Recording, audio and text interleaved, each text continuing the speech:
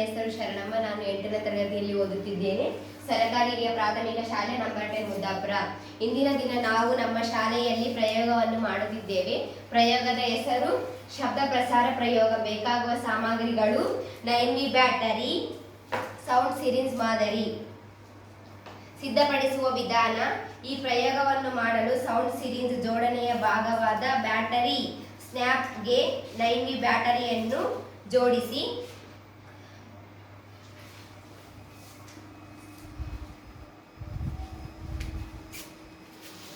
Buzzer ತಕ್ಷಣವೇ ಶಬ್ದ ಮಾಡುವುದನ್ನು ನೀವು ಗಮನಿಸುವಿರಿ.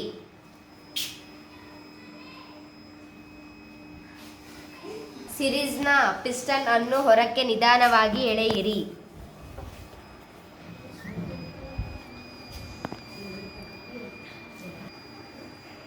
ಬಜರ್ನಿಂದ ಬರುವ ಶಬ್ದದಲ್ಲಿ ಏನಾದರೂ ಬದಲಾವಣೆ ಇರುತ್ತದೆ ಎಂಬುದನ್ನು ಗಮನಿಸಿರಿ.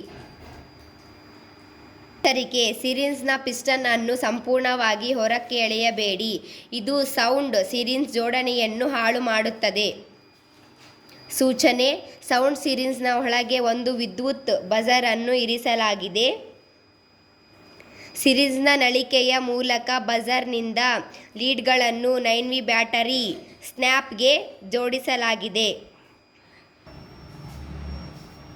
ಗಾಳಿಯನ್ನು ತೆಗೆದು ರಬ್ಬರ್ ಸೀಲ್ ಮೂಲಕ ಸಿರಿಂಜ್ ನಳಿಕೆಯನ್ನು ಮುಚ್ಚಿ ಸಂಪೂರ್ಣ ಜೋಡಣೆಯನ್ನು ಗಾಳಿಯಾಡದಂತೆ ಮಾಡಲಾಗಿದೆ.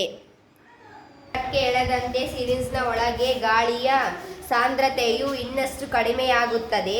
ಬಜರ್ನ ಸುತ್ತಳತೆ ಕಡಿಮೆ ಗಾಳಿ ಲಭ್ಯವಿರುವುದರಿಂದ ಸಿರಿಂಜ್ನಿಂದ ಹೊರಬರುವ ಶಬ್ದವು ದುರ್ಬಳಕೆಯಾಗುತ್ತದೆ. ಇದು ಶಬ್ದದ ಪ್ರಸಾರಕ್ಕೆ ಒಂದು ಮಾಧ್ಯಮದ ಅಗತ್ಯವಿದೆ ಎಂಬುದನ್ನು ತೋರಿಸುತ್ತದೆ. ನಿಮಗೆ ಕೇಳಿಸುವ ಬಜರ್ನ ದುರ್ಬಳಕೆ ಶಬ್ದವು ಬಜರ್ನ ಸುತ್ತಲಿರುವ ವಸ್ತುಗಳ ತಂತಿ, ಸಿರಿಂಜ್ನ ಪ್ಲಾಸ್ಟಿಕ್ ಹೊದಿಕೆ ಇತ್ಯಾದಿ ಮೂಲಕ ಹಾಗೂ ಬಂದಿರುತ್ತದೆ. ಈ ಪ್ರಯೋಗನ ನಾವು ಮಾಡಿದ್ದೀವಿ. ನಿಮ್ಮಲ್ಲಿ ನೀವು ಒಂದ್ಸರಿ ಪ್ರಯತ್ನ ಪಡಿ. ಧನ್ಯವಾದಗಳು.